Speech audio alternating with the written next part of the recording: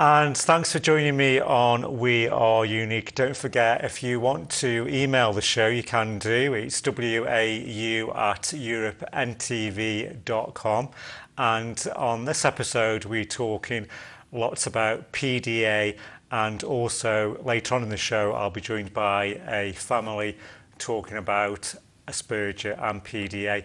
Libby, thank you again for joining me on the show. It's great to have you back on. You were on just a few months ago. So what's been happening in the last few months? Well, it's been a very busy few months. I've seen a lot of children with PDA, but what I'd like to talk about today is selective mutism. And selective mutism is a little known speech and language difficulty or communication difficulty, and it's an anxiety-based communication difficulty, and it's where a child can talk fully and freely at home or maybe another situation, but can't do that.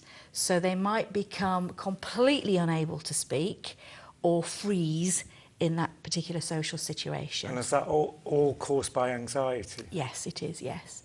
Usually starts in early childhood, but it can, if it doesn't have help, persist into adulthood. So there'll be a lot of people in Staffordshire who are adults and they have selective mutism.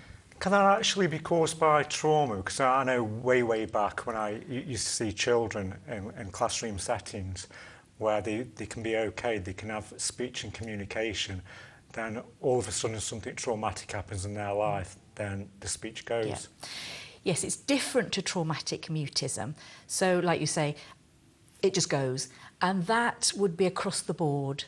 So the most commonly known one I can think of is, do you remember Rachel Nickel, who was tragically murdered on Wimbledon Common, and her 18-month-old was with her, and so witnessed it all basically.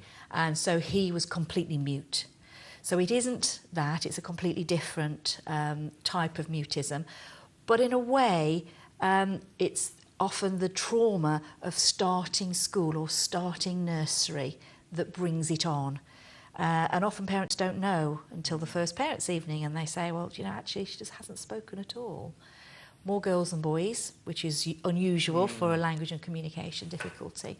And it actually affects about between 1 in 125 and 1 in 150 young people. And why I wanted to talk to you about it is because there's a lot of young people, or children, young people, adults with autism who have selective mutism, and they're not offered any help because it's seen as part and parcel of the autism. But so actually, it comes under that umbrella too. Yes. So not all children and young people with selective mutism have autism, but there are a lot of people with autism who do have it, and they're not given any help. So it's seen as part of their autism, but actually it needs dealing with in the same way as you would anybody else, and treated separately to the other things that you might be doing for the communication difficulties with the autism spectrum. So it doesn't have a recognised label as such? It does, that's the thing. So not like PDA, where we've been fighting to get that recognised. It does. So you will find it in the diagnostic manuals, but it still doesn't mean that there's a care pathway in many areas. So what happens is parents take their child to the GP, who refers to speech and language therapy. Speech and language therapy say, well, they talk perfectly well here, nothing wrong with their language per se, so it's not for us. GP then refers to CAMHS, and CAMHS say, well, you know, yes, it's anxiety, but it's not really a mental health issue, so we can't see. So then they're left. And that's a crying shame, because if we can get them younger, we can work it out before they go to school. There's so much you can do. So I suppose in reality it can be really frustrating for parents, Totally. even the child, because Totally, yes. they must be going around in circles. Yes, definitely. Going from pillar to post, really. Yes, and they want to talk. It's not that they don't want to, they want to talk. But particularly the ones who have autism as well, it isn't just the talking. So people say, well, can't you give them a communication aid or a whiteboard, they can write it down? But it affects all forms of communication. So they may just completely freeze in a situation. And yes, it can affect their life majorly. I see a lot of teenagers because they've realised that all the typical rites of passage of a teenager are gone. How can you have driving lessons, get a Saturday job to afford the driving lessons? How are you going to do an interview at college? How are you going to go to university? So I see a lot of teenagers because they've decided that now is the time to try and do something about it. And because they're highly motivated, we get some great results. And that's, for me, the frustrating thing is there's so much we can do if you know what to do. So when a child or an adult's got selective mutism, can they actually not overcome it, but can they come out of it? Yes, they can overcome it. We did a study a couple of years ago with 20, they were all in their early 20s. Interesting because all their parents thought they'd recovered from the selective mutism. They all felt that they were coping better with it. So they still weren't comfortable in social situations, but they could now say what they wanted to say. But yes, with the right help, but the help needs to be tailored to the individual. Because when that happens, we can do some really good things. So people who are watching the show today, what is the difference between selective mutism and non-verbal autism? It's a good question. Children or adults with non-verbal autism don't talk anywhere, so they haven't developed the skills of expressive language, whereas children with selective mutism and adults with selective mutism, they have all those skills. They know exactly what to do. Sometimes they might have a few difficulties with it, but at some place, usually home, they'll be able to talk fully and freely, whereas the ones who are non-verbal would love to be able to talk fully and freely at least one place. Yeah. So we just touched on this about being an official diagnosis, so that is in the DSM. Yes, and manual. the ICD-10, yeah. Yeah. And recently you won a national award. I did, yes. So excited. Tell us about this. I was really touched because it was part of the Communication Trust's Shine a Light Awards, and it was a new category, a terribly, terribly tragic situation that had happened early 2017. A young girl with selective mutism was murdered on the way home from school. So you probably read about her, Katie Ruff. And she had selective mutism, and in part that was to do with her death because the person who had mental illness thought she was a robot. And anyway, it was awful. So her parents have done an amazing... So why did they think she was a because she got selective mutism, so she didn't talk. Right. So often they will cry silently even, you know. So her parents have done an amazing job. They wanted to keep the memory of Katie alive, so they wanted there to be an award category in her name to celebrate her life. And so I won the Katie Ruff Award for my work with selective mutism, and I got a chance to meet them, and they're just amazing people, absolutely amazing. Must be really odd for the family as well. Oh, I take my hat off to them because the way that they are coping with this and the dignity that they show, they're a lovely couple, really, really lovely. It is amazing, you know. I'm not sure I would be as good as that. But the great thing about it, it means that it was another thing that I can use to help raise the awareness of selective mutism.